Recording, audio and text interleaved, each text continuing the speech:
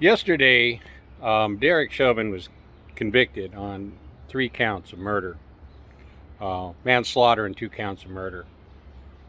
And it's one of the highest profile police uh, murder cases since the beating of Rodney King. And we have to ask ourselves now, first off, that everybody remain calm. There shouldn't be any protests in the streets over this because we got some justice now. And I'm saying that this is a man who is not white. I am Chinese. I'm also often referred to, thought as white. I mean, people look at my name Wong and they for some reason they talk to me like I'm a white man. But I've experienced this type of racism. But the thing we got to look at now is that with him being convicted on these 3 charges, is anything going to change? It has to. Things have to change, and we have to look at the root cause of this. The root cause, in my opinion, is the fact that most police officers that are brought up through the ranks are often taught by the Derek Chauvins. They're often taught to disregard actual training and their policies because they know that they will be forgiven. They will get a slap on the wrist. They'll do whatever they want, and later on they'll get a slap on the wrist. This can't keep happening. If we want real change, we've got to impress on the new police cadets, the new police officers, and the ones that are there that are good cops. And I do not think that all cops are bad. What I do think is that too many cops are permissive, and they allow other cops to get away with these minor infractions that lead to major infractions and lead to this kind of charge in George Floyd. Feeling that, so what? If this man dies, I have qualified immunity, or I will get off with a slap on the wrist, or they'll find me not guilty because I'm a police officer. And I had a split second to make that decision. Let me tell you something about police officers and their split-second decisions.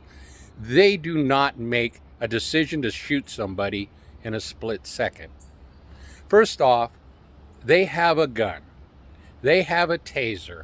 They have mace. They have a baton. They have body armor.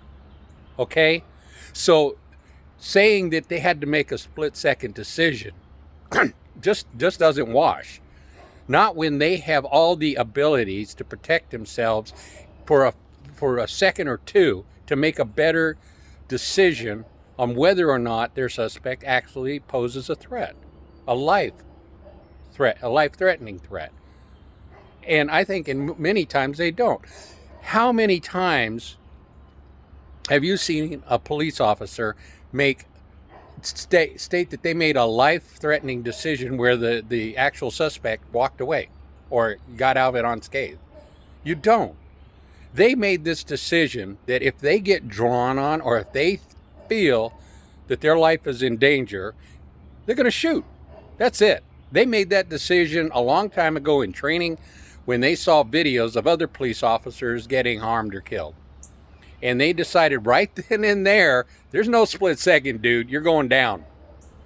So what we have to do right now is start reassessing our training of our new police officers and those that are good officers that have been accommodated for the way they acted.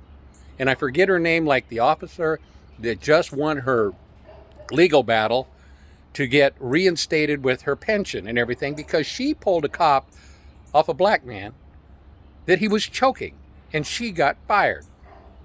Now, this is the kind of officer that we need training our police officers. Now, I just had to get in here and get my 2 cents out on this and make sure that everyone knows that I am not against police. I am not. I am against bad police. And there are too many of them out there. Too many. If you are a bad cop, you know you're one. You know how you know you're one? Because you do not report things when you see other cops do illegal acts or abuse of their suspects. That's how you know you're a bad cop. So my suggestion to you, in light of this Derek Chauvin, Derek Chauvin, that you get your act together, clean it up now, because your records are there for us to scrutinize. The next time you do something and we have to pull up your history, don't think it's going to be whitewashed anymore. That record's going to come to light. Everybody's going to see it. So you better think twice. You better know your law. You better know your Constitution.